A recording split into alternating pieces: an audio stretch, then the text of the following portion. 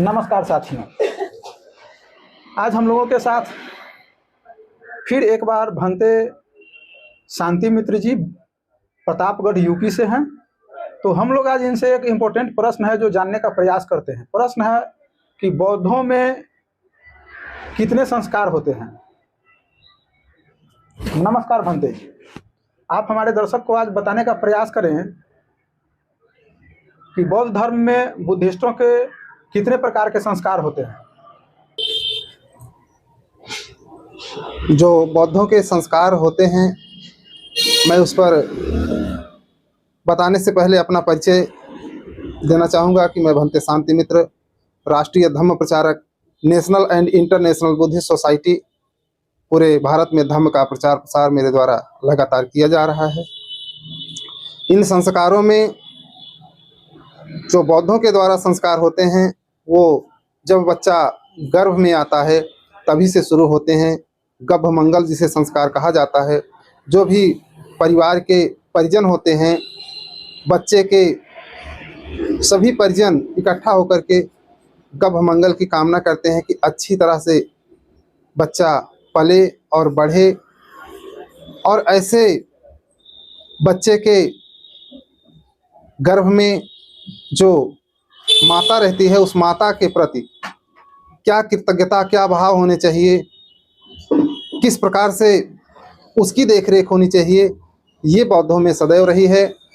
जिसमें जिस गर्भ में बच्चा पल रहा है ऐसी माँ को किसी भी प्रकार का जो मानसिक प्रभाव है, वाणी से, काया चित्त से, उसके किसी भी प्रकार का ऐसा बात ना बोली जाए जो उसके जीवन में दुखी करे, उसे मानसिक संतुलन से डिप्रेशन में ले जाए, नकारात्मक भाव बने, ऐसे उस माँ को किसी भी प्रकार का भाव नहीं लाना चाहिए। उसे खुले वातावरण में और अच्छे माहौल में रखना चाहिए। जिस गर्भ में बच्चा पल रहा है ऐसी माँ को, तब ये गभ मंगल संस्कार जब होता है, बच्चा स्वस्थ जन्म लेता है, उसके बाद नामकरण संस्कार होता है।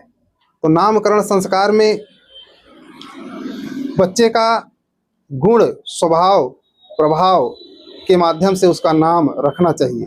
इसलिए नामकरण संस्कार बौद्धों में प्रथा रही है कि बच्चे का नाम सुंदर हो, बोलने में सरल हो और जिसका प्रभाव हो। इसके बाद जब बच्चा नाम रख उठता है, उसके बाद बच्चा जब विद्यालय जाने लायक हो जाता है तो विद्यारंभ संस्कार होता है कि उसे गुरुकुल में, विद्यालय में पढ़ने के लिए भेजा जाता है और उसकी देखरेख अध्यापक करते हैं विद्यालय में, और घर पर माता पिता उसकी देखरेख करते हैं, शिक्षा के प्रति सदैव संवेदनशील रहते हैं। और उसके बाद जब बच्चा पढ़ लिख लेता है, वह कहीं ना कहीं अपने व्यवसाय में, अपने रोजगार में, अपने रोजी में लग जाता है, बालिग हो जाता है, तब विवाह स्थापना संस्कार होता है। विवाह स्थापना संस्कार होता है, उसके बाद विवाह संस्कार होता है। वह जमीन जायदाद खरीदता है तो उसमें घर बनाता है, तो गृह प्रवेश का संस्कार। और जब बच्चे होते हैं छोटे छोटे तो उनके जन्मदिन संस्कार होता है। और बच्चा जन्म लेने के बाद केश कप्पन संस्कार 1 वर्ष के भीतर होता है, जो विद्वान बौद्ध भिक्षुओं को अथवा बौद्धाचार्यों को बुला करके कराया जाता है। ऐसे सभी संस्कारों के बाद अपने जीवन में जब अंतिम समय आ जाता है तो शोक संस्कार होता है। यही प्रमुख संस्कार हैं। मगर इन संस्कारों में जीवन के क्षेत्र में बहुत सारा भय भ्रम समाज में भरा गया, जिससे समाज को दूर होने की ज़रूरत है। जैसे नाम रखने की जो परंपरा हमारे देश में रही है, हमारे लोगों को शिक्षा से वंचित किया गया। और जब बच्चा जन्म लिया तो जन्म लेने के बाद पूर्व काल में हमारे लोग पूछने के लिए चले जाते थे, दिखाने के लिए चले जाते थे कि कहीं बच्चा मूल में तो नहीं पैदा हुआ, कहीं हमारे बच्चे के प्रति कोई हानि तो नहीं है।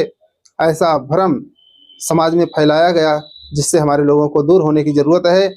इसका उदाहरण हमारे लोगों के जो पुरखे रहे उनके हीनता सूचक नाम रखे गए, जिससे उनकी पहचान जातियों से हो सके। इसलिए उनको हीनता सूचक नाम दिए गए, जिसे परिवर्तित करके ये बौद्धों की परंपरा रही है कि नामकरण की प्रक्रिया विद्वानों द्वारा रखी जाए।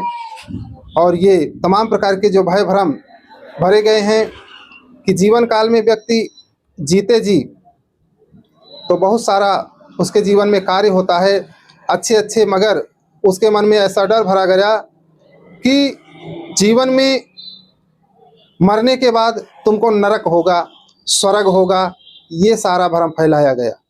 और डर भय भ्रम का इतना वातावरण फैलाया गया कि इस देश में एक परंपरा चली आई तमाम प्रकार के दाग देने की, मुंडन होने की और कच्ची पक्की की।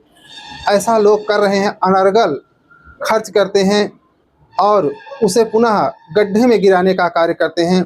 जैसे गरीब व्यक्ति है, वह अपने बीमार व्यक्ति की दवा आदि भी कराता है और दवा आदि कराने में उसका बहुत सारा धन खर्च हो जाता है। और धन खर्च हो जाने के बाद, मरने के बाद और सामाजिक बोझ उस पर लाद दिया जाता है कि नहीं, कच्ची करनी चाहिए, पक्की करनी चाहिए और आत्मा की शांति के लिए ऐसा बहुत सारा करना चाहिए। और बुजुर्गों के इस पर ज़्यादा राय रहते हैं, इसलिए ऐसी बातों से दूर रहना चाहिए और सामाजिक हित में ऐसा कार्य करें कि जिससे समाज का भला हो, समाज का हित हो और समाज में भय भ्रम दूर करें। अगर कोई भी व्यक्ति ऐसा है जो समाज में बीमार हुआ और उसकी तमाम परिजन दवा आदि कराए, वो नहीं बचा, तो उसकी मदद करें, ना कि तमाम प्रकार के जो वस्त्र लाते हैं, जैसा रामनामी के नाम पर लाते हैं, ऐसा वस्त्र भी ना लाएं, बल्कि पैसे की मदद करें। अगर पैसे की मदद करते हैं तो उसका भला हो सकता है और अन्य तमाम प्रकार के उसके जीवन में वह पैसा हित में आ सकता है। और कपड़ा किसी भी हित में नहीं आता, वह तमाम प्रकार से या तो जला दिया जाता है या तो मिट्टी में दफन कर दिया जाता है, दबा दिया जाता है। तो ऐसे चीज़ों से बच करके समाज को आगे बढ़ाने की ज़रूरत है, जिससे समाज का भला हो सके और समाज का कल्याण हो सके। खास करके विद्वान लोगों का, पढ़े लिखे लोगों का इसमें बढ़ चढ़ करके सहयोग होना चाहिए कि वो अपने समाज के कार्यों को, संस्कारों को अपने जीवन में लें, उतारें और उसे आगे बढ़ाएं, जिससे कि समाज का भला हो, समाज का हित हो और समाज में परिवर्तन हो। सामाजिक परिवर्तन बहुत ज़रूरी है। सामाजिक परिवर्तन के लिए जागरूक लोगों की ज़रूरत है, जो बढ़ चढ़ करके लोगों को आना चाहिए और सामाजिक व्यवस्था परिवर्तन करवाना चाहिए। सामाजिक व्यवस्था परिवर्तन सभी परिवर्तनों का मूल है। मान्यवर मसीहा कांसी राम साहब कहते थे कि चाहे हमारे किसी भी प्रकार का कार्य चले ना चले, मगर सामाजिक व्यवस्था परिवर्तन का कार्य सदैव चलना चाहिए, चलते रहना चाहिए। अंधविश्वास पर, पाखंडवाद पर, रीति रिवाज पर सदैव जागरूक लोगों को बोलना चाहिए और स्पष्टीकरण देना चाहिए कि हमें इन कार्यों को सदैव करते रहना चाहिए अपने जीवन के प्रत्येक क्षेत्र में। बहुत बहुत साधुवाद। आप सभी दर्शकों को वीडियो कैसी लगी इसके विषय में प्रतिक्रिया जरूर दीजिएगा। सभी का मंगल हो, सभी का जीवन सुखी रहे। यह वीडियो आप लोगों को कैसी लगी, कृपया अपना प्रतिक्रिया कमेंट बॉक्स में कमेंट अवश्य करें। अगर यह वीडियो आप लोगों को अच्छी लगी हो तो कृपया वीडियो को लाइक एवं ज़्यादा से ज़्यादा शेयर करें तथा चैनल पर नए हैं तो चैनल को सब्सक्राइब एवं घंटी के बटन को दबाना न भूलें। धन्यवाद।